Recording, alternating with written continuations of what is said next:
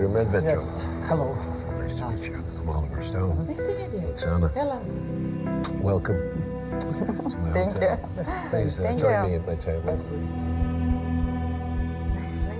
Taking photos.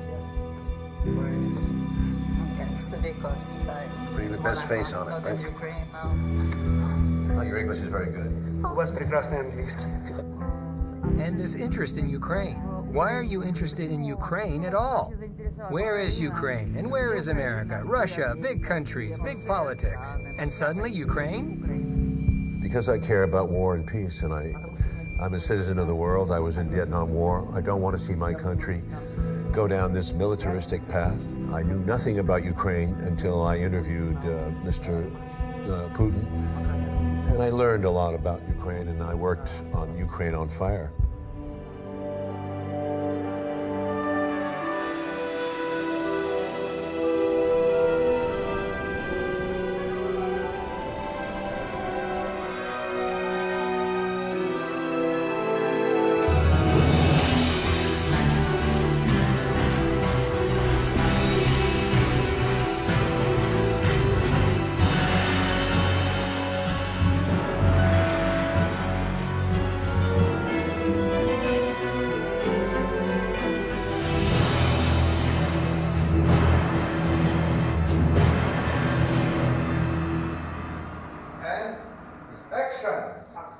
Good morning, Mr. Viktor Medvedchuk.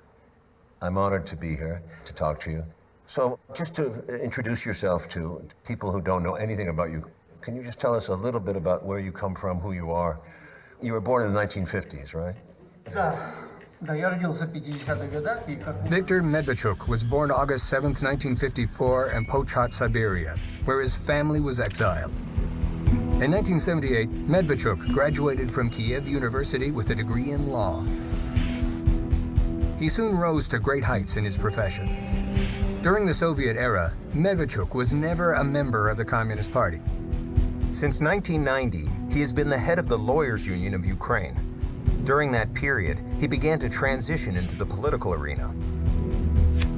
He was elected a member of the Ukrainian parliament, the Verkhovna Rada, where he served from March 1998 to April 2002. The Ukrainian economy showed its biggest growth during this time, reaching an impressive 12% per year.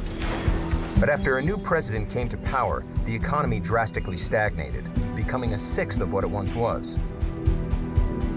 Medvedchuk also had great success in the business world with his law firm BMI, soccer team Dynamo Kiev, and trading in the energy sector. He returned to his political and public life in 1998, eventually rising to the position of the first vice chairman of the parliament. He was the head of Ukrainian President Leonid Kuchma's administration from 2002 to 2005. He was in the opposition to both Presidents Yushchenko and Yanukovych, who succeeded Kuchma. Medvedchuk is considered to be a close friend of Russian President Vladimir Putin. Putin is the godfather of Viktor's daughter, Daria. Ну, я бы не сказал, что очень близко, но мы знакомы хорошо. Он был руководителем администрации президента Кучмы. Yeah. Вот, и тогда в том качестве попросил меня поучаствовать в крещении его дочери. И, ну, в нашей православной традиции отказываться нельзя. Oh, well, I thought it was a big honor for you to be the godfather of his daughter. Быть крестным отцом всегда большая честь. Ukraine split from the Soviet Union in 1991. In Moscow, the hammer and sickle is lowered for the last time, and an era comes to an end. Can you describe the moment? У меня, как и у многих других моих... Myself, like many of my peers and the older generation people, we didn't know what the standard of living would be in Ukraine as in an independent state now. Gorbachev was on Ukrainian television, still arguing for a Moscow-based central government linking the parts of the old Soviet Union. Otherwise, he predicts anarchy. В Украине уже как... Although most people supported that path of independence, we thought the path of self-sufficiency and sovereignty would lead to greater success than it was in the Soviet Union.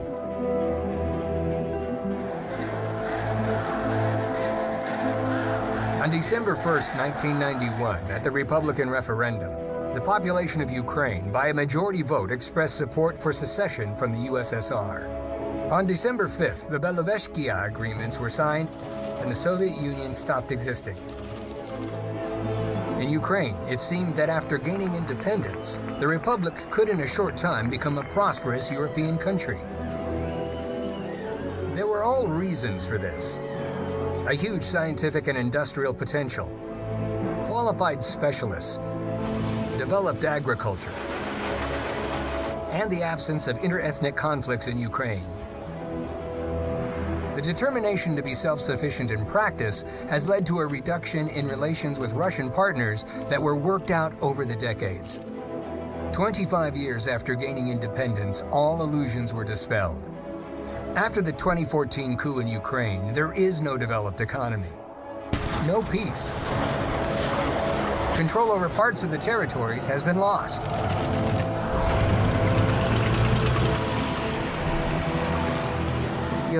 I'm a supporter of a sovereignty of Ukraine, and I believe that the path that was chosen in 1991 was the right one.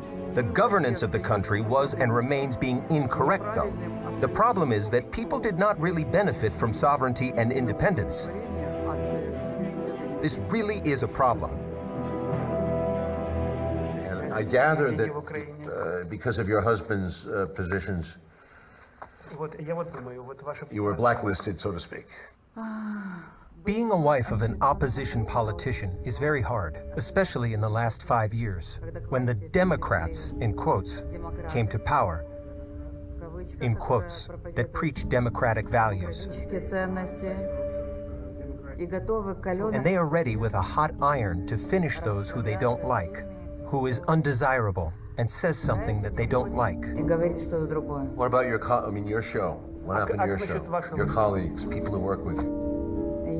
I have produced 13 seasons of the most successful shows in Ukraine. X Factor, Ukraine's Got Talent. But after the American sanctions were imposed against Victor, I was fired.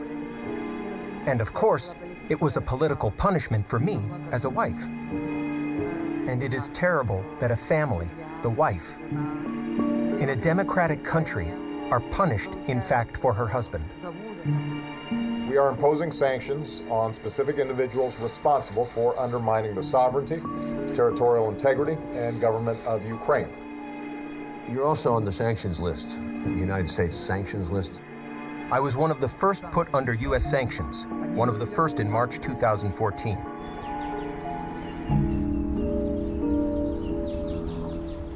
The official White House documents indicated that I was subject to sanctions by the United States because, first, that I defended the principles of building a federal state structure in Ukraine. This is strange for a country that is a federation and against the Ukraine being federation. Interestingly, the views of Medvedchuk on the need to give more freedom to the regions of Ukraine are shared by the Vice President of the USA, Biden. Anyway, on December 8th, 2015, speaking in the Verkhovna Rada in Kiev, thank you very much. He practically repeated the ideas of the opposition leader of Ukraine. This issue of federalism is the thing that almost prevented our nation from coming into being. This is all because of disagreement with my position, which I state publicly and openly, and which neither the government nor the national radicals like. І ось остання цифра соціологів: поза межами країни вже 8 мільйонів заробітчан. І якщо так піде й далі, нас уже зовсім скоро буде 32 мільйони. At first, I was very afraid. It was terrible when you were absorbed by this feeling. I asked Victor, let's leave. Hundreds of thousands of Ukrainians left, talented, promising. But Victor said, where would we go? This is my country. This is my homeland. This is my home. I can be disliked by someone. Someone can hate me. I will have a different opinion. But this is my country. I love it. Why should I leave? We stay. In 2018, Ukraine was already in a state of deep economic recession and political crisis. The Crimea was lost. In the east, a bloody war continued in the Donbass for 4 years. Ой, вся горловка горит. Что ж ты, блядь, делаете? Two stable concepts have been formed in Ukrainian society. According to the first, Ukraine should set a course on complete political, economic, and cultural isolation from Russia. At the same time, within the country, it is necessary to eradicate any manifestations of anything Russian, including historical monument, religion, communication, and language. According to the second concept, Ukraine cannot and should not break relations with Russia, and the Russian-speaking population should have equal rights to preserve their customs, religion, and culture. Viktor Medvedchuk became an expression of this second concept. Since 2018, he has been one of the leaders of the For Life opposition bloc. The party represents the interests of the Russian-speaking population of Ukraine. Opposition Platform for Life is a political party in Ukraine founded in December 2018 with the aim to contest together the 2019 Ukrainian presidential election and then the 2019 Ukrainian parliamentary election. The government and our opponents call it pro-Russian. But it is incorrect. It is incorrect because people who live and who want to be friends with Russia, who are against the policy that the authorities profess in the form of radical Russophobia and anti-Russian hysteria, and want normal relations with our neighbors. People who stand for the values that, unfortunately, in recent years have disappeared.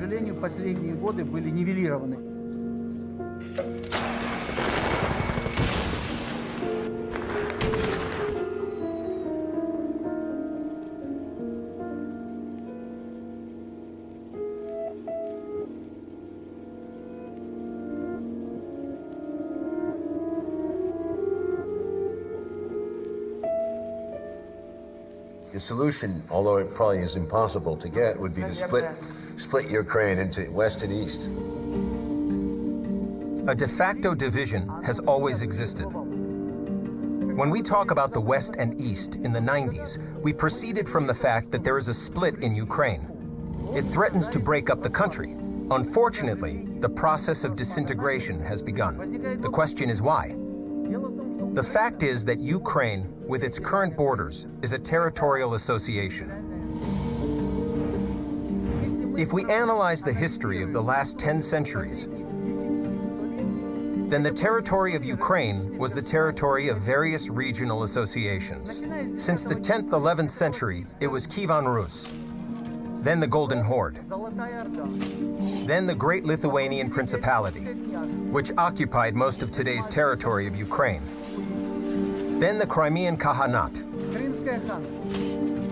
the Kingdom of Hungary, Kingdom of Poland, the Ottoman Empire, the Austro-Hungarian Empire, the Russian Empire. And all these territorial associations created their own culture here, implanted their faith, and recognized certain historical facts.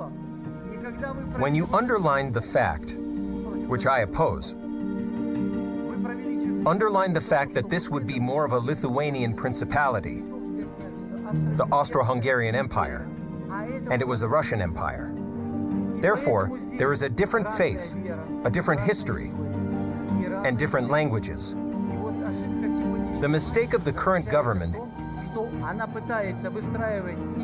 it tries to build a single identity out of this whole country, where they speak different languages, where they practice different religions, where they have different assessments of historical facts, builds this identity on an identity close only to the part of the people, the population, that part. This is a mistake that leads to nowhere. This is the biggest strategic mistake made by the authorities in Kiev today, because this identity will never establish itself throughout Ukraine.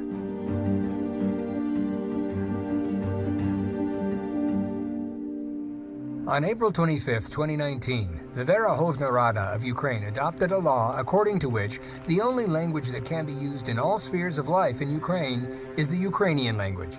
This law immediately provoked sharp criticism both inside and outside the country. Ukraine is a political state where the second language in importance and spread is the Russian language. By its decision, the Verkhovna Rada announced a de facto ban for almost half of the country's citizens to use their native language. Experts suggest that further, the law, contrary to the European Charter of Languages, will be another factor in the split of society and in the future of the country. Yes, we will now learn English. Yeah, well, I understand that too, but you're trying to make it more European. You can't go against your nature. There are so many Ukrainians who are different traditional values, and they're not going to. You don't have to force America down their throats. But you're getting the worst of America. You're getting the America as a debtor nation. You're losing your economy. You're going the worst of capitalism, and you're going to go past the 1990s Russia. It's going to be America is doing the same thing that they did to Russia in the 1990s. I know you've said Russia and Ukraine are two different countries that are united by history and by tradition. Both countries and people. And you made the point that you're two nations. Explain what you're thinking. These are two distinct nations, proceeding from today and for the last 200 to 300 years. There is the Russian nation, there is the Ukrainian nation. But these are close nations. These are Slavic Orthodox peoples. This is the basis of civilization characteristics, community of Russia and Ukraine. If, in general, we compare Ukraine and Russia, this is one thing. If we compare with the western part of Ukraine, then this is a completely different thing. Imposing this position here, the influence on the position of the whole country, is a mistake. We must understand that no matter how life develops further, I believe in it and firmly believe that we will still be neighbors. And most importantly, it should be so. Yeah, I understand. Mr. Putin may not agree completely. He feels that Ukraine is really a part of Russia, historically. Very close, very close. Я, например, считаю, что русские и украинцы – это вообще один народ. One people, two nations. Ну, по сути, это одна нация. You think it's one nation? Ну, конечно. Вы смотрите, ведь когда вот эти земли, которые являются ядром Украины, присоединялись к России, это всего 3 области было. Киев, Киевская область, Северная область и Южная. Никто не считал себя чем-то другим, кроме как русским. Потому что в основе лежала что? Религиозная принадлежность.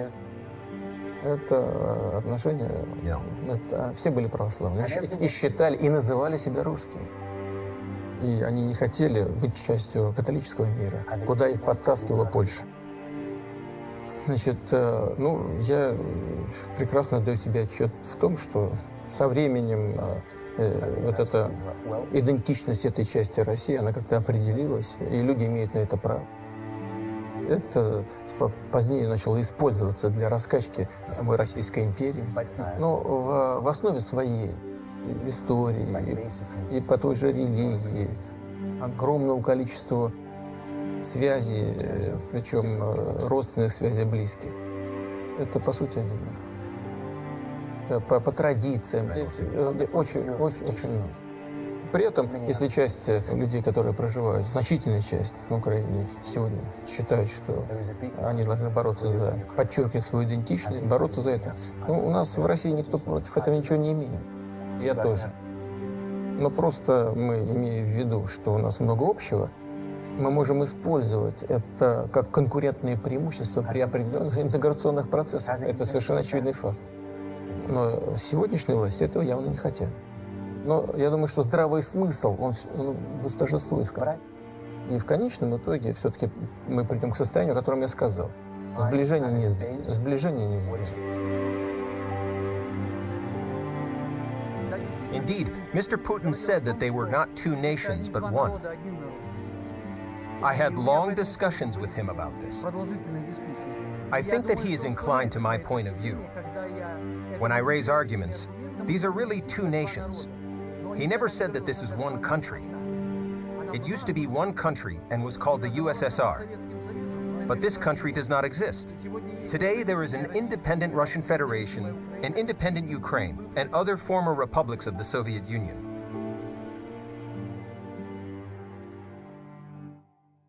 jubilation on the streets of the Ukrainian capital as protesters took control of Kiev and President Viktor Yanukovych was impeached. On the 20th of February, 2014, on the main street of the Kiev, horrible things happened. And this was a point of no return to Ukraine as we know it. From the very early morning, unidentified shooters opened fire on the protesters and on law enforcement. Tensions were very high, and both sides were furious. President Viktor Yanukovych, Special Forces of Berkut, and Special Security Services forces were immediately blamed for the killings. Angry crowds of protesters began to attack the police.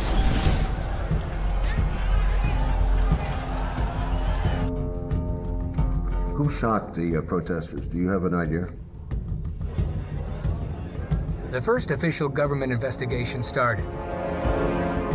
Investigators accused Special Forces of Berkut, Viktor Yanukovych, President Putin's assistant Vladislav Surkov, and Russian Spetsnaz.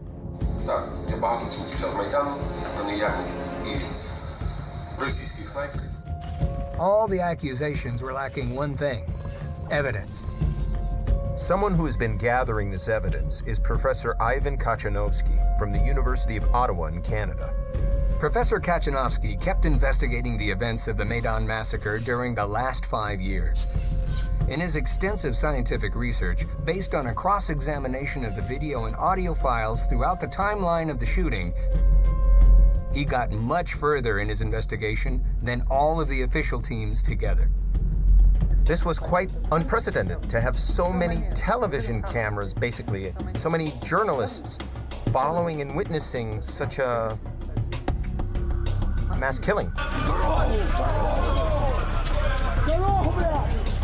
On mostly all television networks in the United States, in Canada, Ukraine, Germany, Poland, all different countries, with exception of Russia, it was presented basically as evidence that this was massacre by police. Here, police fire on protesters with AK-47s and sniper rifles. During the 5 years of official investigation of the Maidan massacre, very important facts were completely ignored. Snipers were located in buildings under the control of protesters. During the investigation, Professor Kachanovsky discovered even more horrifying facts. And only recently, actually, I found a footage which was filmed by this Belgian television from Hotel Ukraine. This video shows they were walking to the spot of the massacre. They were not walking just on their own. They were led by 2 other protesters who were very loudly calling them to this site. No reason to go there, and they were specifically called into this massacre spot.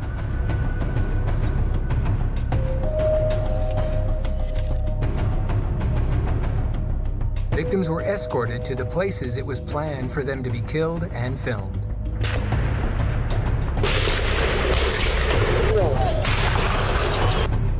In Professor Kachanovsky's investigation that was based on scientifically organized analysis of all available video and audio recordings, he reached a conclusion.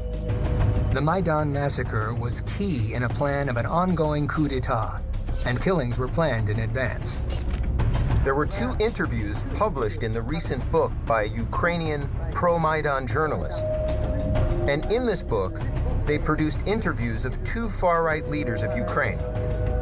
One was head of Svoboda Party, and another was the deputy head of the parliament of Ukraine at the time of Maidan massacre, who was also one of the leaders of this far-right Svoboda Party. And they and Maidan leaders met with some senior Western officials. And this Western official told them basically that killings of a few protesters is not enough for Western government to change support. They said specifically, end of recognition of Yanukovych government basically would change only if number of victims would be 100.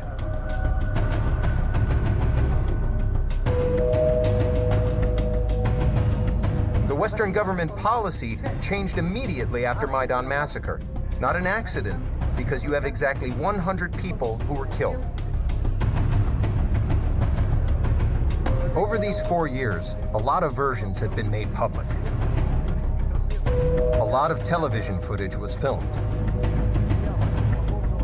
about the fact that they were Georgian snipers, or that someone else did this in order to provoke confrontation and bloodshed. The fact it has not yet been established who started shooting at the protesters. And if this has not yet been accomplished in 4.5 years, then as a person who understands a thing or two about law and criminal investigations,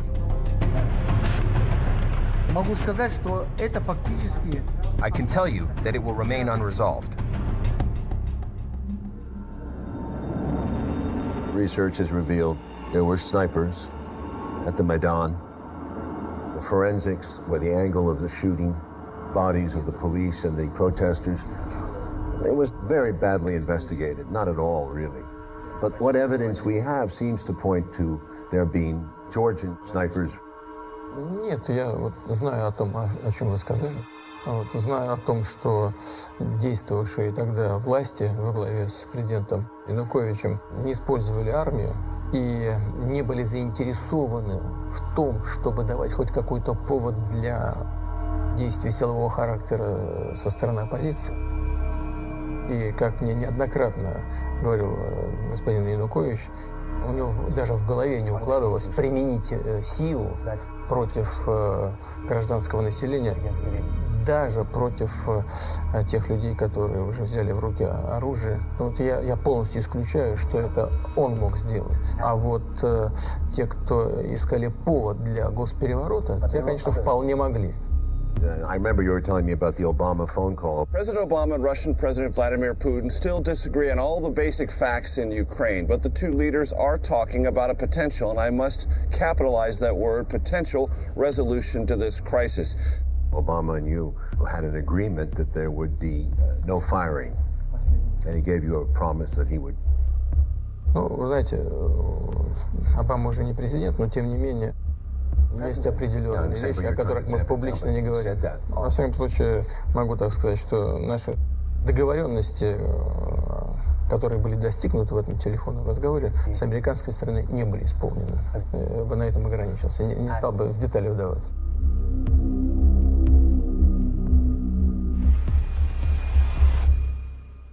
But murderers get away with murder after a successful coup d'etat. These events that occurred on Maidan, that started in the end of November and ended on February 22, 2014, they were mostly predetermined as elements of external management, which were then actually implemented by Washington in Ukraine. First, non-governmental funds, organizations, and government officials represented by Mrs. Nuland, then by Vice President Biden, and by many others openly supported the escalation of violence, which resulted in the overthrow of power. The most interesting thing is that the armed actions, they really took place, and there were signs of a crime in these actions. These were serious crimes.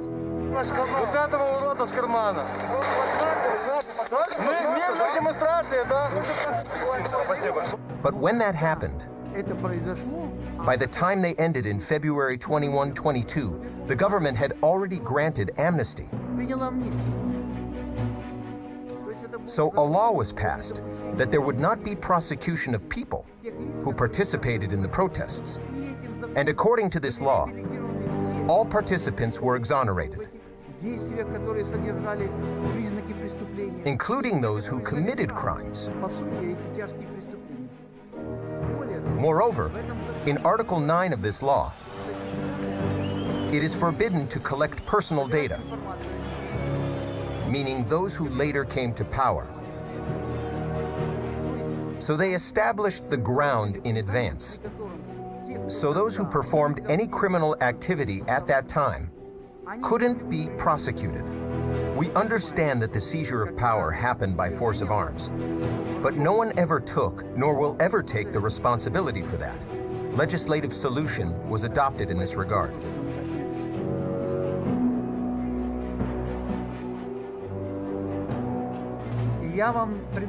I gave you the example of Article 9 of the law on amnesty of February 21st, 2014, for a reason where it is forbidden to collect personal data, and to record any actions that were related to those who protested. So to those people who could participate or organize what you call today using weapons,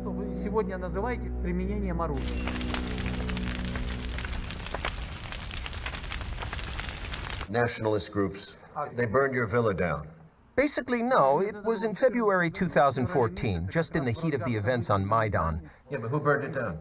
These were national radicals, yes. The fact is that over the years, the investigation pretended that the case was investigated, but they couldn't identify the perpetrators. So, no justice. There is no justice in this matter, and in general, and probably there is no point in expecting it, because this is not the only event that affected me or my family. Because in 2014 and 2015, there were attempts to occupy my office. Піти разом з нами, взяти шини, там візьмемо їх 5-10, запалимо, як це було на Майдані. Далі проведемо віче і підемо мочити покидька Медведчука, якого штаб тут неподалеку зараз розташувався. And several times, my office was set on fire. This is all because of disagreement with my position, which I state publicly and openly, and which neither the government nor the national radicals like. By the way, the last attempt of setting my office on fire was several months ago, in September 2018. And the problem is that since 2014, the government has lost its very important function. As an expert in state-building issues, I can say this function is the use of violence. So why do so many Ukrainians hate Russia so much? This is related to the processes that have occurred during these last 4 years. In order to bring this division, a split in relations between Russia and Ukraine. This is the policy of today's government, which has been elevated to the level of state policy. Resentment against Russia has been growing for a long time. Ukraine claimed the leading position in the entire post-Soviet era. One of the largest countries in Europe could not have been on the sidelines, but it was losing the competition for the leadership to Russia. And it was difficult for the awakened national consciousness to accept it. In addition, it quickly became clear that it was very convenient for Ukrainian politicians to blame all the mistakes in the economy on the non-constructive position of Russia. Until a certain time, disputes and rivalries did not go beyond the relationship of two brothers living in the neighborhood. However, with coming of nationalist President Yushchenko to power in 2005, the situation escalated. The anti-Russian policy of the Ukrainian leadership has become more pronounced, and the propaganda pressure on the population has increased. However, this did not prevent millions of Ukrainians from moving to work in a richer and more stable Russia. Since December 2013, anti-Russian propaganda has become hysterical. During the days of confrontation on the Maidan, fake news was constantly spread. For example, the Russian special forces are allegedly already in Kiev and are preparing to use force against the protesters. The death of people on the Maidan was also readily associated with the presence of Russian special forces. When the situation is constantly escalating that Russia is to blame for everything, then it is perceived by the majority of the population as a fact that Russia is an aggressor. But today, the majority of the population of Ukraine considers Russia to be the aggressor. After losing Crimea, Russia is openly called an aggressor in Ukraine. Tearing away the whole region was painfully perceived by Ukrainian society, part of which grew and was formed in conditions of independence. The war in Donbass was also associated with Russian interference. Pro-government media kept telling that there were whole Russian divisions in Donbass, and it was them who bombarded the urban neighborhoods of Donetsk and Lugansk. The population of Ukraine willingly believed it. It is much easier to think of Russia as an aggressor than to accept the fact that the Ukrainian army is bombing and shelling Ukrainian cities, that the killed women and children are the victims of the Ukrainian army and the Ukrainian Nazi military formations. It was easier to blame Putin directly. Mr. Putin, you can win the fight against the troops. but you will never win the fight against the nation, united Ukrainian nation. So, Mr. Putin, who's the godfather of your daughter, is the bad guy here, is the face of the enemy. It seems to me, from having talked to Mr. Putin, that he's been trying to keep a balance, trying to keep a lid on this violence. There's a great danger. I'm sure that Mr. Putin has pressure from his own nationalists who are unhappy with the situation. So he's trying to keep the peace. He's not just balancing. Putin's attitude to Ukraine is extremely positive. Вы знаете, отношения на сегодняшний день непростые. И это спровоцировано вот этими тяжелыми событиями, связанными с госпереворотом. И вторая часть этой истории – это пропаганда действующих властей в сегодняшней Украине, которая выставляет Россию виновницей всех последовавших за этим трагических событий. Mr. Medvedchuk would be a good liaison. Думаю, да, но у нас во многом разные позиции, разные точки зрения. Да, и он, я знаю его уже давно, он человек слова. Если он что-то говорит, он это делает. Потому что у него есть убеждения. In a move that has angered Russia and fueled massive uncertainty over the future of the war in Ukraine, President Donald Trump has approved the sale of lethal munitions to the Ukrainian government. Ukraine can be used to push against Russia. It sits right next door to Russia, and because there's a history of animosity between half of what was Ukraine and with Russia, they're able to really push on some real background animosity there that a lot of Americans just don't understand.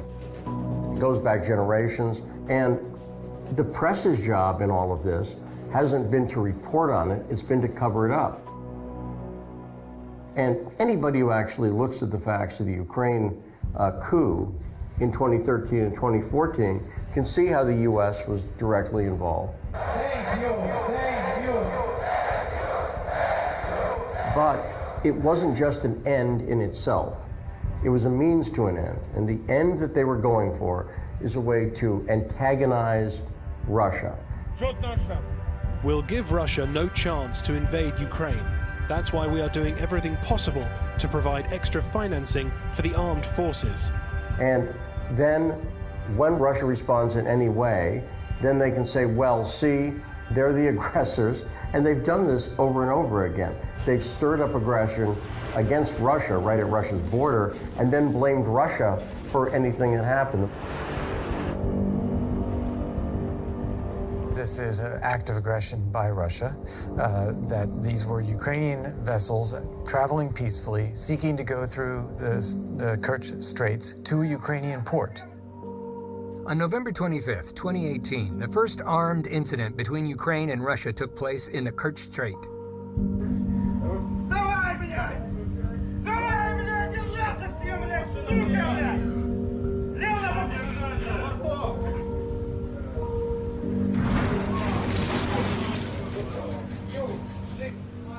A conflict that could have easily escalated into major hostilities. Ukrainian warships attempted to enter the Sea of Azov, violating the state maritime border, according to the Russian version. The Ukrainian side claims that its ships were in neutral waters. During the conflict, Russian border guards acted aggressively and used weapons. The ships of Ukraine were detained and the crews were arrested. I haven't seen you since the Kerch Strait. Any comments on that? Бывший президент, господин Порошенко, устроил эту провокацию специально в ходе предвыборной кампании.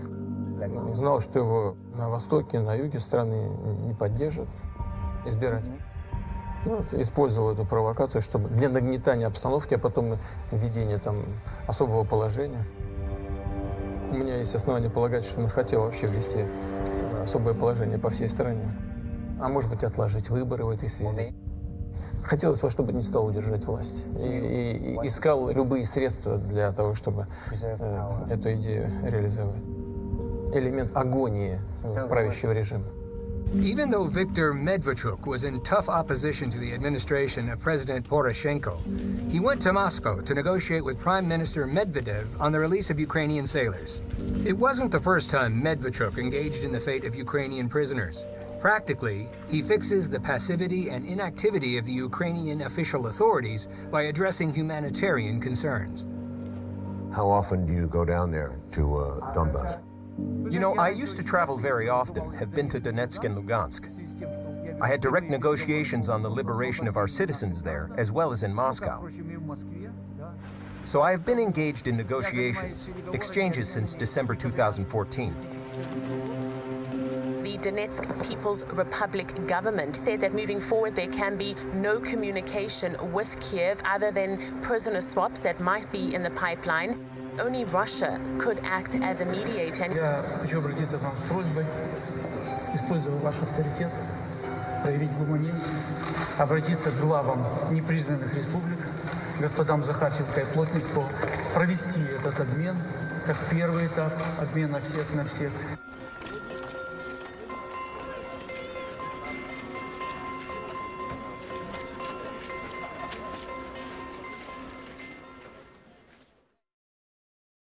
I feel sorry for Ukraine because I don't quite understand all the forces that brought this division, this polarization of the country. From the American point of view, it's simply a button, a leverage point to use to excite the Russians and go after the Russians.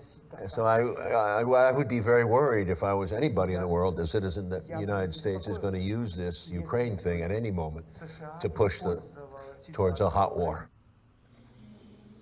The whole world is watching you. That's a fact. They're watching you because their hopes for your success. Do you think that was a plan of the Wall Street people, of the Western people, where they wanted to make Ukraine a dumping ground? You know, I don't even have to speculate about it. I'm sure of it. At the time of the collapse of the Soviet Union, many experts reasonably included Ukraine in the top 10 of the most developed countries in the world. Starting positions of the independent Ukraine were impressive. 1/3 of the whole USSR industry, the largest Black Sea shipping company in the world, rocket, aviation, and space industry. As a result, after reckless economic reforms, after breakdown of economic relations with Russia and other post-Soviet countries, Ukraine had a failure. Since independence, its economy has shrunk by 1/3, ahead of the poorest countries in Europe. After 2014, Ukraine took a sharp turn towards decommunization. Memories of the Soviet time fade one by one. But, together with the monuments, Ukraine is parting with its industrial grandeur. Okay, what happens? So Wall Street people make money on this? Does Ukraine become a junk bond? Do they trade the future of Ukraine on stock market? Ukraine, as part of the Soviet Union, was the largest republic in the production of locomotives and diesel locomotives. Deindustrialization in Ukraine led to the fact that we now purchase these diesel locomotives from the United States of America. Who benefits, Mr. Stone? This is beneficial to those who today are lobbying illegal methods, affecting economic integration, the sale of their products. 5 years after the Revolution of Dignity, suddenly it became clear to everyone the West is not going to open its sales markets to Ukraine. Nobody needed to have unexpected competitors. It was much more profitable to force the Ukrainians to eliminate their potential. Ukraine used to be one of the few countries that could produce aircraft carriers. Now there is no shipbuilding in Ukraine. Ukraine used to create space rockets. Now it has no space industry, no aircraft industry. Ukraine doesn't have its own automotive industry. The military-industrial complex once brought up to $3 billion annually to the budget. Today, most of the enterprises are closed. Some of the enterprises are located in territory not controlled by Kiev. Naturally, to say that today we are trying to export these products, these amounts are insignificant, which, of course, cannot come close to what it was before. Because the less we produce, the more we will purchase. That this is one of the elements of this external expansion and external management that Washington has introduced in relation to Ukraine since 2014. It looks fantastic. Another amazing experiment over common sense was the coal scam. Ukraine, which has rich coal deposits in the Donbass, has suddenly turned from an exporter into an importer of coal. It seems that in Kiev and Washington, they agreed to give a new meaning to the saying, to carry coal to Newcastle. After the start of the conflict in the Donbass, Kiev definitely refused to buy Donetsk coal and decided to replace it with imported coal from the USA and South Africa. It was possible to buy it in Russia, but the politics took over. The second example, Pennsylvanian coal is much more expensive than Russian coal, and it is more expensive than coal from South Africa. And can you imagine the difference in transportation logistics? Ukraine and Russia, Ukraine and the United States of America, and Ukraine and South Africa. At the same time, today we buy 63% of coal imports from Russia. And we already buy 30% of all imported coal from the United States of America. Is this not the result of what you ask about? Is it not the result of who benefits? Who does it? Those who benefit from the sale of their products in Ukraine. In order to avoid domestic production, so that the country from the manufacturer turned into the country of the acquirer and the buyer. That's what the benefit is. Is there any oil, gas? There's nothing here. You know, we have oil and gas everywhere, but we do not produce it. It needs to be developed. Therefore, Ukraine is rich in resources. But resources require investments that must be made in the economy of Ukraine in order to extract these minerals. But the situation with the investment and investment climate in the country is extremely bad. The economy is not developing. The investment climate has not been created. There is pressure from the administrative resource. Raider seizure of business. The lack of a fair judicial system. So who would invest? However, there were brave people who decided to invest in Ukrainian oil. The attention of world media is attracted by one company, Burisma Holdings. There are very, very interesting people on the board of directors of Burisma. For example, Hunter Biden is the son of the Vice President of the United States. Of course, this state of affairs is welcome, but one detail interferes. The son of the U.S. Vice President received his post almost immediately after the official visit of his father to Ukraine, in the light of obvious interest of Biden Sr. in everything that is happening in Ukraine. Ex-Vice President Joe Biden, his son Hunter Biden has a deal in Ukraine. Explain that. Yes. His son was and remains on the board of directors of one of the companies that is engaged in oil and gas production in Ukraine. So this also explains the economic interests of the Biden family. Not only the son, but probably his high-ranking father as well. Perhaps this was precisely what allowed Mr. Biden, when he was as curator, when he was in power, curator from the side of Washington in Ukraine. He actually behaved like a person representing not only the country that introduced external management, but it was a representative or leader of the metropolis in relation to the colony, where the colony was, unfortunately, my country. And his speech in the parliament, I remember it very well. Thank you very much. It was not just instructive. It was a speech in which he said what to do and how to do it. And when stating his position, he didn't base it on argument or explanation, but on the fact that this decision was made somewhere overseas. The Office of the General Prosecutor desperately needs reform. The judiciary should be overhauled. The energy sector needs to be competitive, ruled by market principles, not sweetheart deals. And you, the so-called legislature, before whom he speaks, should implement this policy. Ukraine needs a budget that's consistent with your IMF commitments. Anything else will jeopardize Ukraine's hard-won progress and drive down the support for Ukraine from the international community, which is always tenuous.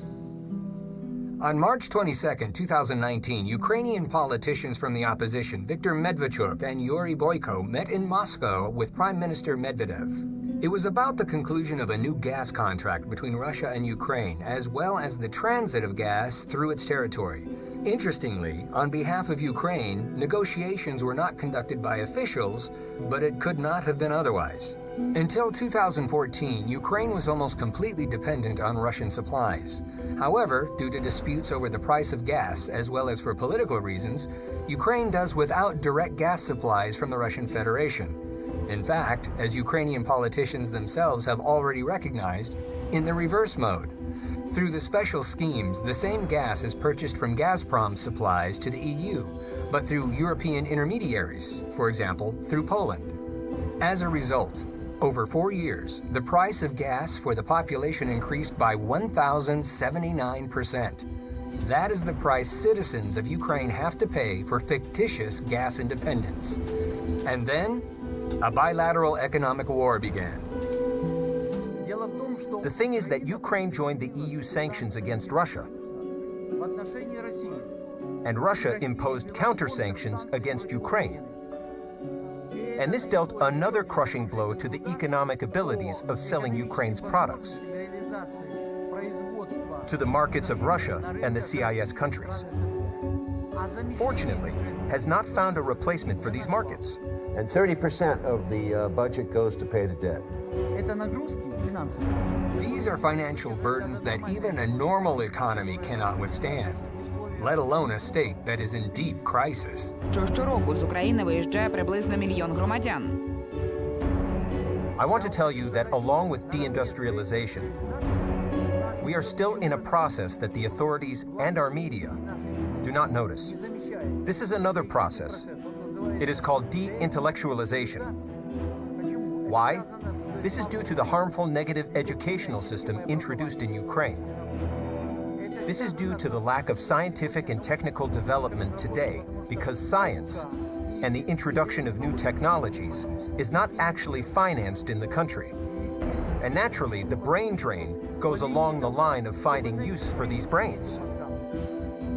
Deindustrialization led to the closure of tens of thousands of large and medium-sized enterprises. And after that, people were looking for work. And today, they are looking for it in Russia, in Poland, in Europe. They left because they couldn't financially support their families in Ukraine.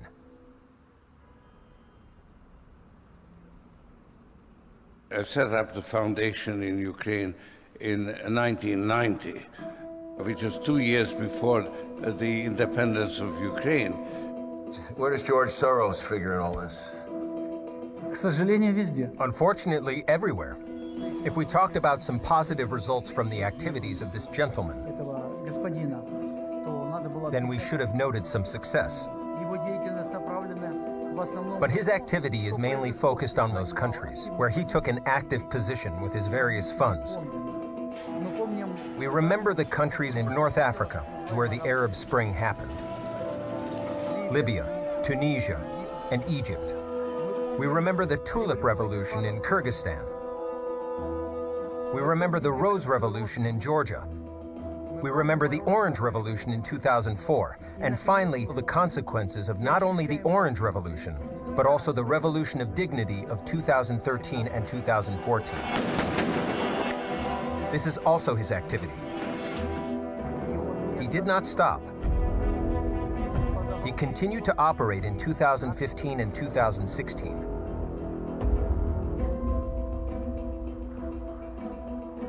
The Russians were successful. They accomplished what they set out to do. They had an objective to sow discord and divisiveness within our society at large and to help Donald Trump, and they succeeded. The biggest mistake people make when talking about the Trump-Russia collusion, sort of MSNBC Russiagate narrative. The Kremlin offered dirt to the Trump campaign. The president's campaign said yes to that offer. That's no longer an open question. All that stuff has now been proven. They think that it started election night 2016. In fact, it's part of a much longer series of events.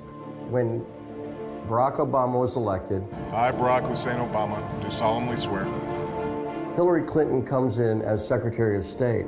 I just wanted to have a chance to publicly say thank you. I think Hillary will go down as one of the finest Secretaries of States we've had. And at that point, she sets up a private email system. I think now it's pretty clear that part of what was going on is they were setting up the underpinnings that would set up the Maidan. She introduced a program called Civil Society 2.0. And what we've done with Secretary Clinton's Civil Society 2.0 program is we've taken one of America's undeniable strengths, the strength of our technology and of our innovators, and we've put them to work in service of our diplomatic goals. This is a way for the U.S. government to work directly with NGOs like International Renaissance, funded by George Soros, and while working with those NGOs, fund money to them, but also training, and the kind of training that would be used when the Maidan would start. I am the Ukrainian, the native of Kiev, and now I am on Maidan. I want you to know why thousands of people all over my country are on the streets. The direct involvement of this, we don't know anything about because Hillary Clinton's emails were all hidden from us.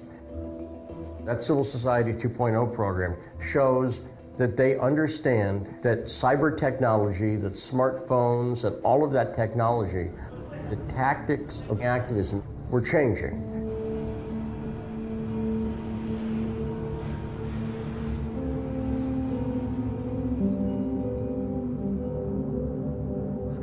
The scandal that has become well known throughout the world, which for some reason is called Russia's intervention in the U.S. presidential election,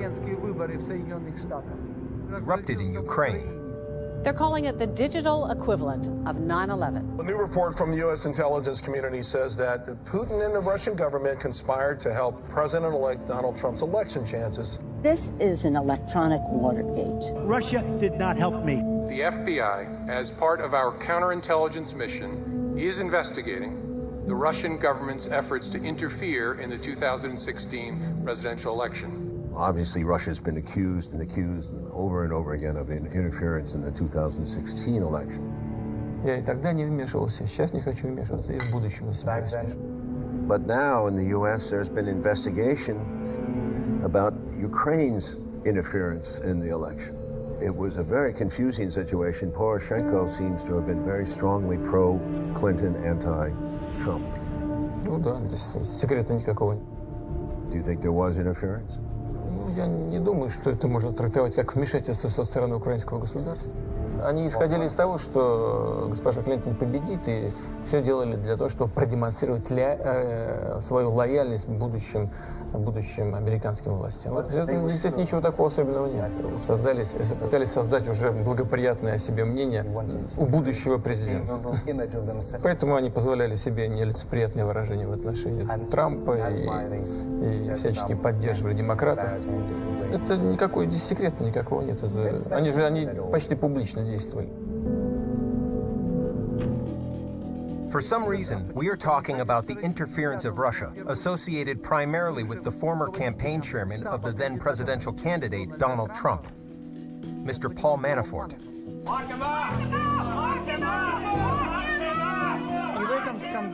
In this scandal, which erupted in Ukraine, he played an organizational and ideological function.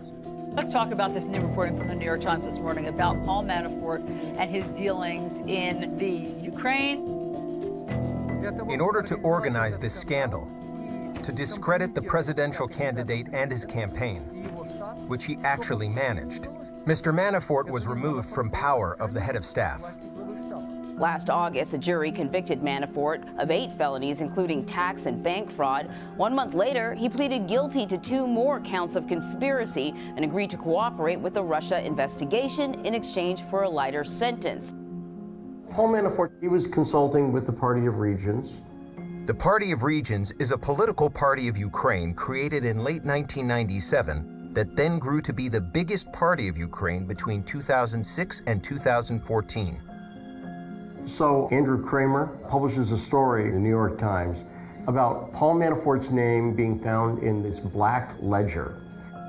Sergei Lyshenko is a Ukrainian journalist turned lawmaker who staked his career on fighting corruption. It used to be Office of Paul Manafort. This, he says, is where a potentially crucial bit of evidence was found, a suspicious invoice that appears to be personally signed by Paul Manafort.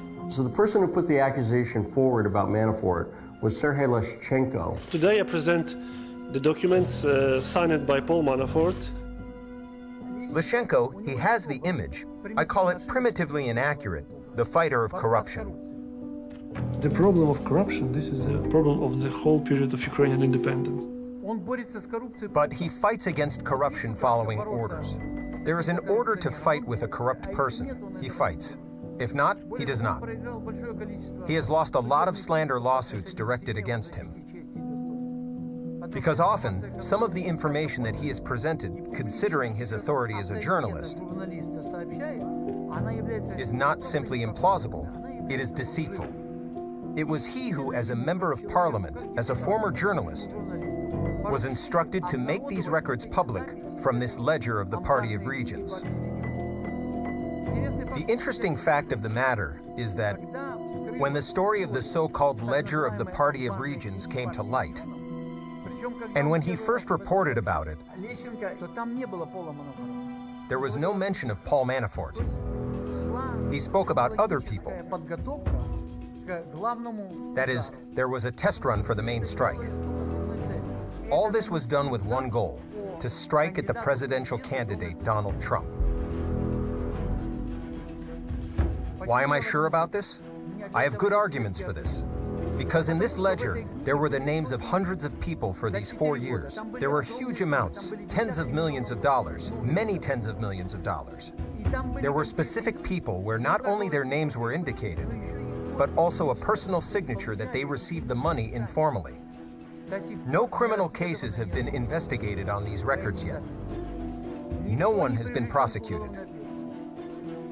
Hence, the conclusion is that this was done for a concentrated, focused strike against the main target. This main target, which was dictated from overseas, was called presidential candidate Donald Trump. Sergei Leshchenko and his anti-corruption team have every reason to want to see Donald Trump defeated this election because of his support for Russia, which is currently at war with Ukraine. And this is the point in the story where the music changes and gets ominous and dark.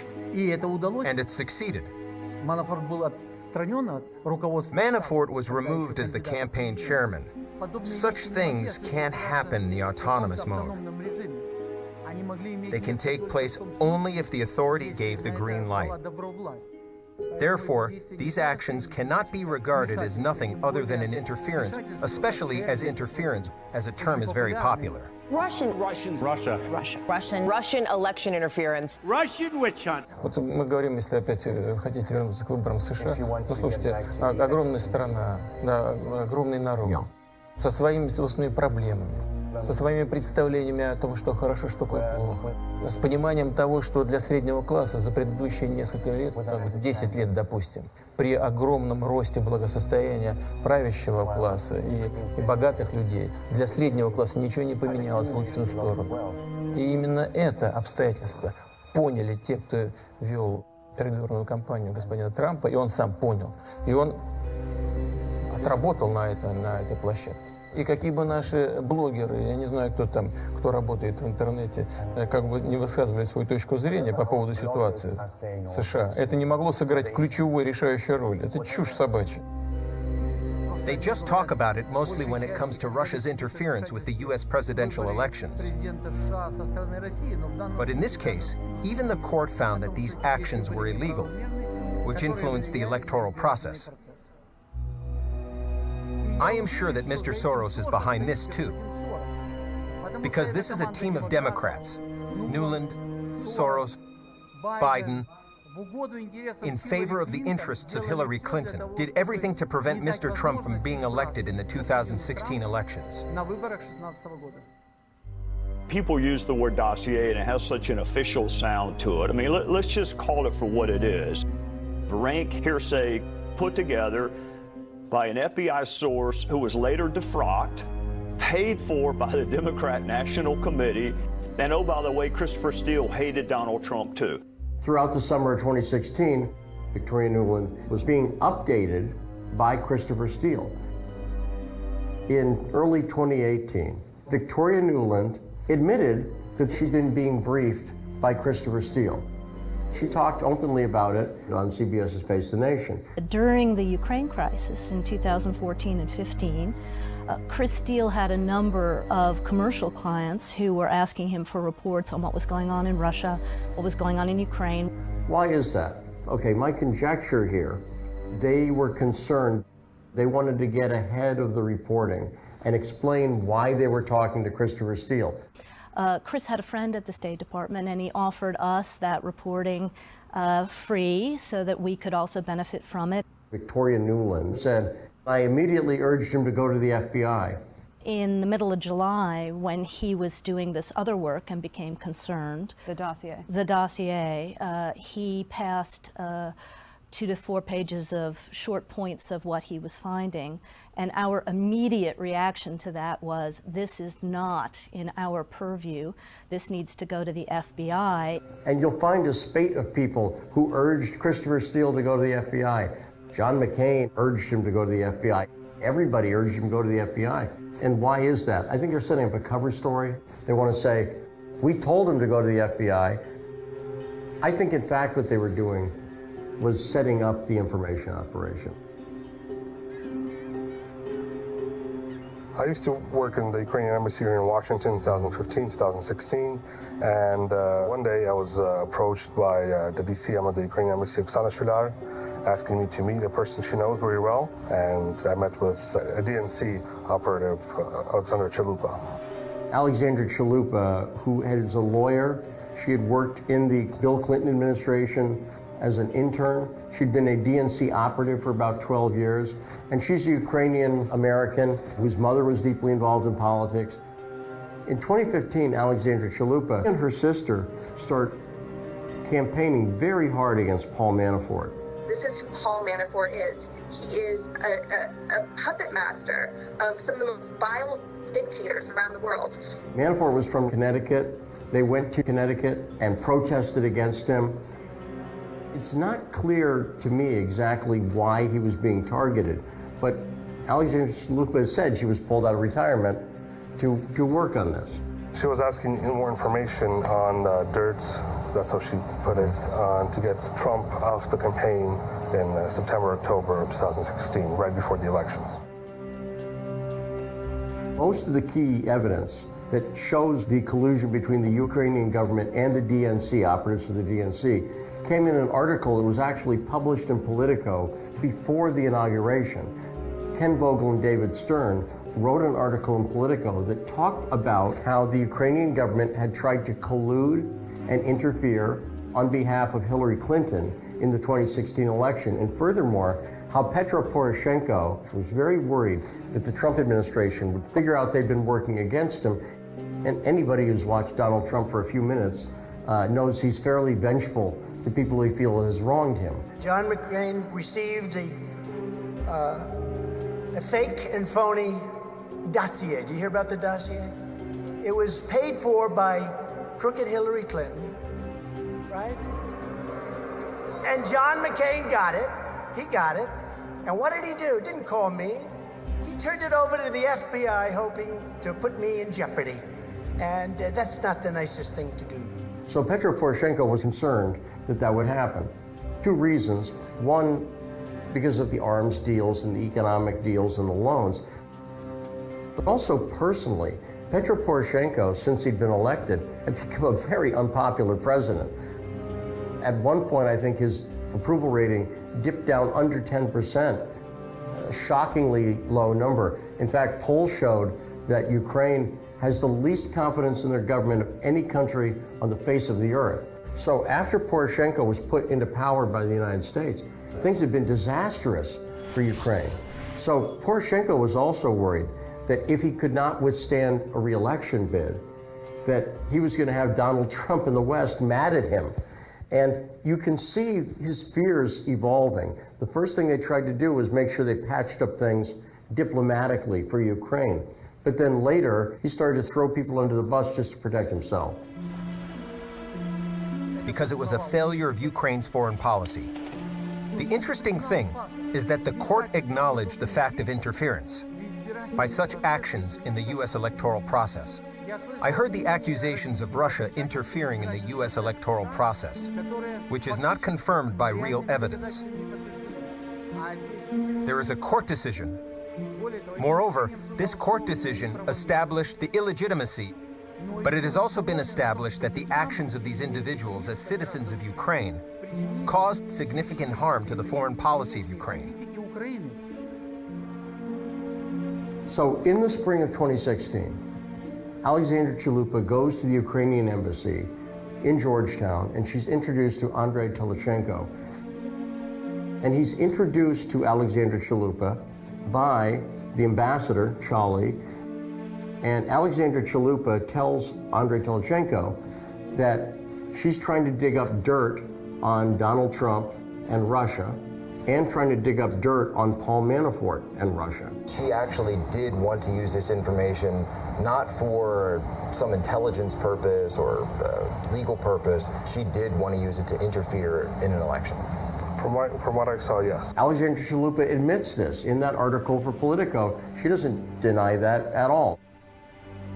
She also tells Telchenko that she doesn't want him to coordinate or help the Trump campaign in any way. Now, Telchenko is a loyal Ukrainian who's been part of the Maidan. He doesn't like this. He thinks it's illegal, and he thinks it's stupid. He thinks it's stupid because if you bet on the wrong horse, this could come back to haunt you. He turned out to be exactly right. He went to the ambassador, Charlie, and said, "This is illegal.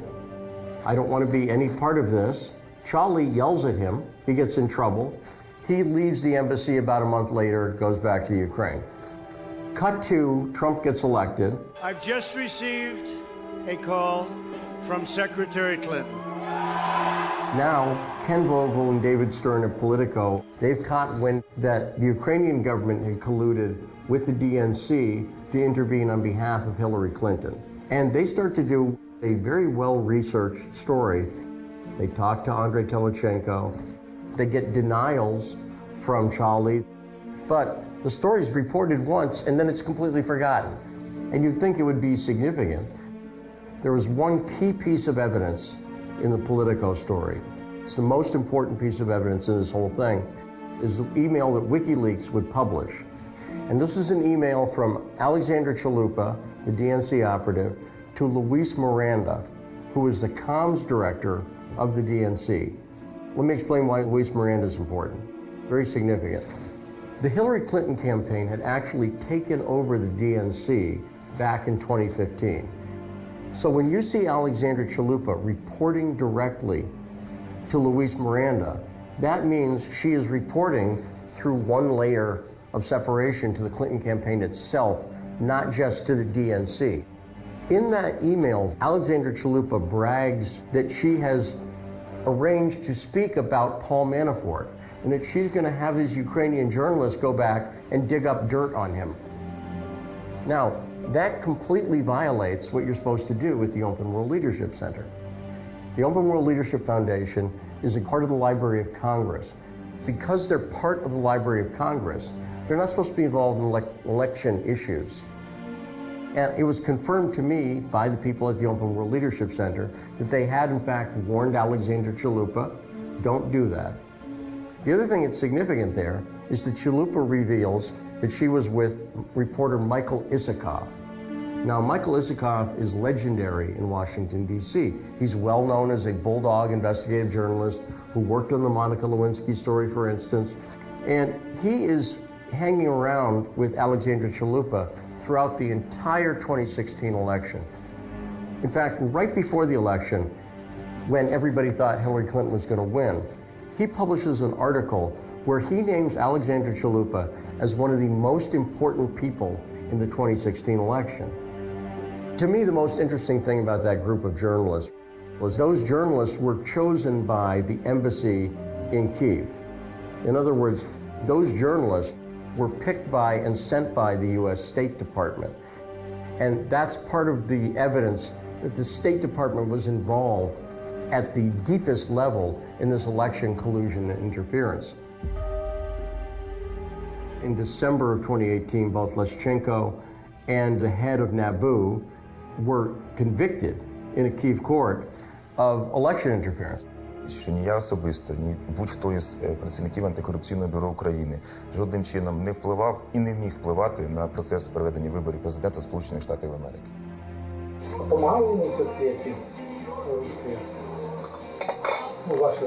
Я думаю, що так. Я ж йому дуже не йому, а Хіларі допомагав. The unindicted co-conspirator there was Petro Poroshenko himself. Poroshenko was so worried that the Trump administration would pin stuff on him, started to throw Leshchenko and Nabu under the bus. It was a form of misdirection. He didn't want the Trump administration to realize his direct involvement. Will your relationship with the U.S. changed now that President Donald Trump will be in the White House come 5 days from now? Look, Ukraine during the last 3 years gained a very strong bilateral support in United States. Trump gave a photo opportunity to Poroshenko. It's a great honor to have you, Mr. President. Thank you. Thank you very much. Trump did not like Poroshenko. Why? Why not? I think, first of all, because Poroshenko had his own position during the U.S. election campaign. He supported Hillary Clinton, and he did it openly. Why openly? Because the ambassador of Ukraine to the USA, Mr. Chali, openly supported the representatives of the Democrats. Yats is the guy who's got the economic experience, the governing experience. You need Biden for an attaboy and to get the deets to stick. So Biden's willing. Okay, great. Mr. Yatsenyuk, whom we recalled, spoke frankly, and in these words of Trump's assessments, there were insults.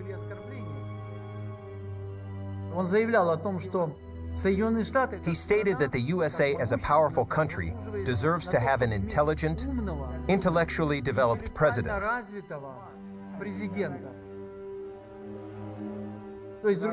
In other words, he doubted these qualities as inherent to Mr. Trump. Mr. Avakov, a representative of the same Yatsenyuk party, the Minister of the Interior, stated that Trump is a marginal politician.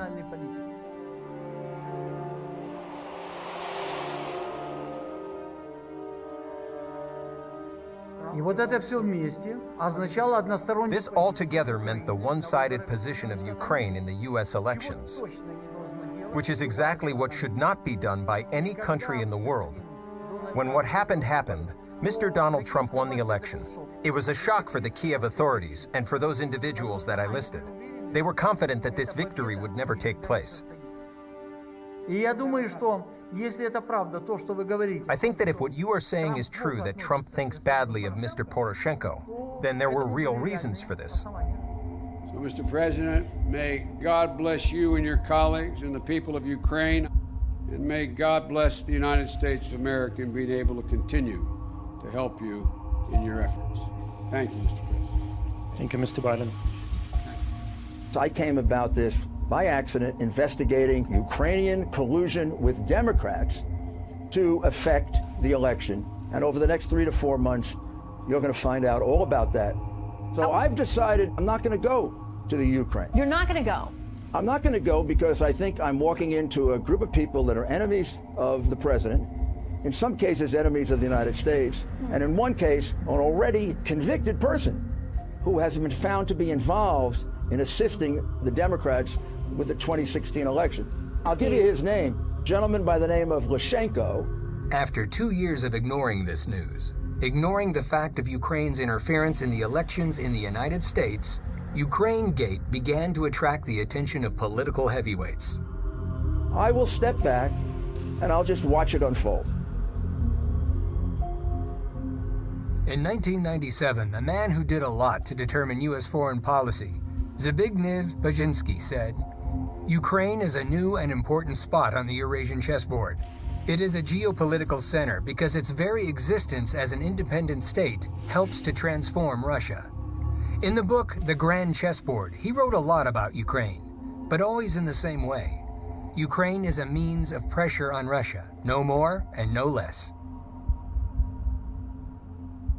The border between Ukraine and Russia is 2,300 kilometers.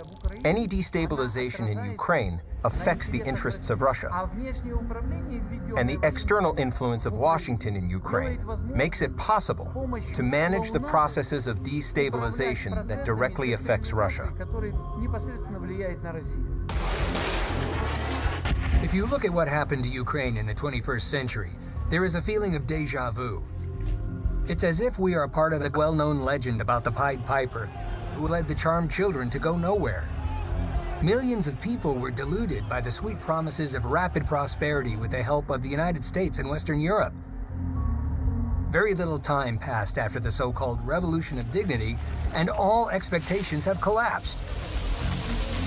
Instead of prosperity, there is the collapse of the economy, mass exodus of people from the country, and the death of now thousands of people.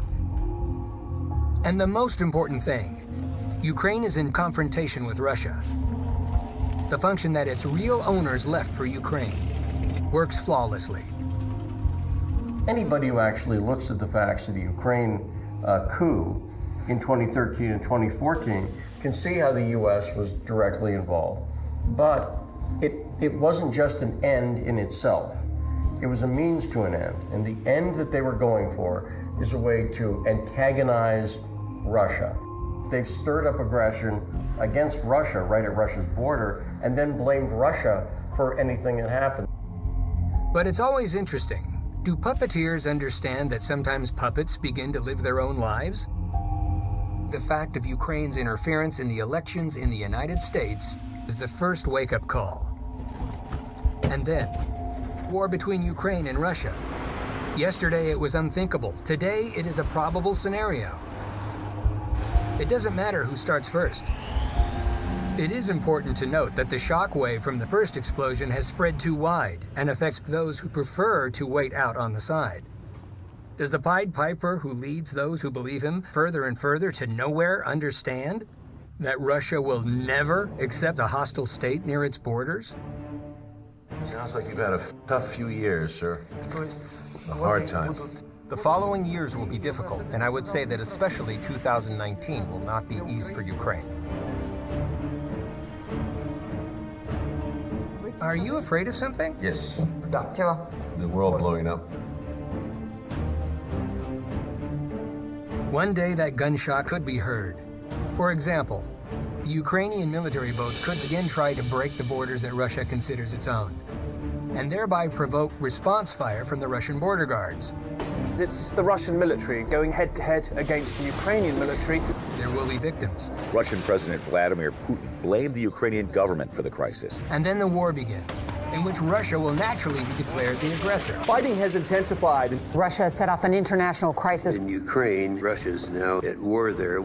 Ukrainian tanks will move to the Donbass in order to destroy the unrecognized republics with one blow. Will President Trump finally confront Putin's act of aggression against Ukraine?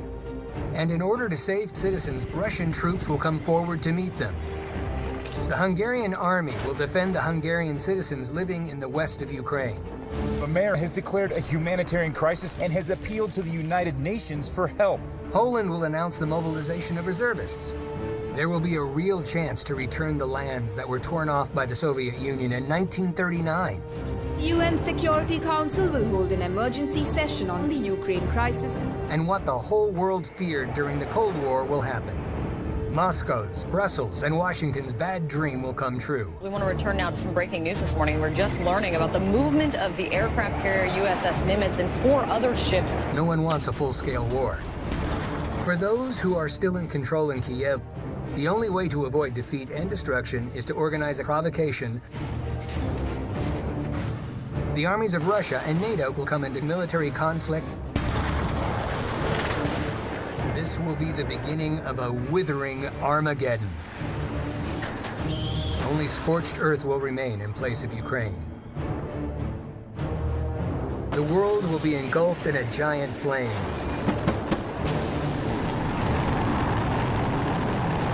Probably the last war for humanity. Just because someone in Kiev really wants to remain in power.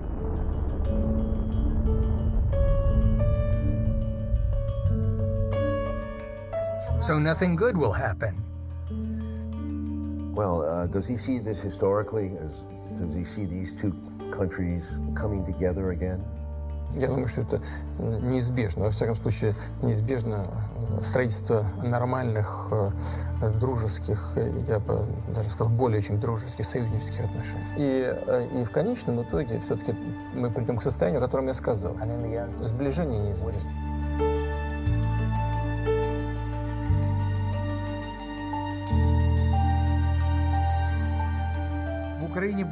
Ukraine will have 2 election campaigns that predetermine the country's place in the world. And most importantly, power in Ukraine. That is, new opportunities are opening up for Ukraine. The new president of Ukraine, Vladimir Zelensky, won because he promised to stop the war in the Donbass. One order of the commander-in-chief is enough for the war to be ended, and thousands of human lives could be saved. No one can prevent him from giving such an order. But the days go by, and there is still no peace. The hopes of Ukrainians for the new course are fading with each passing day. The opportunity to improve this situation is to elect politicians to the parliament of Ukraine who are able to fulfill their promises to the people of Ukraine. І наше найперше завдання – припинення вогню на Донбасі.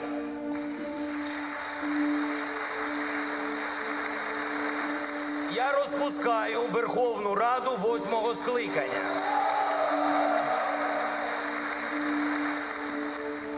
We have a parliamentary presidential form of government.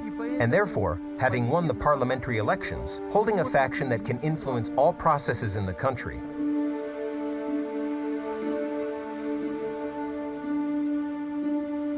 У него есть убеждения, в этом все дело. Я, допустим, я могу с чем-то не соглашаться, но это не может не вызывать уважения.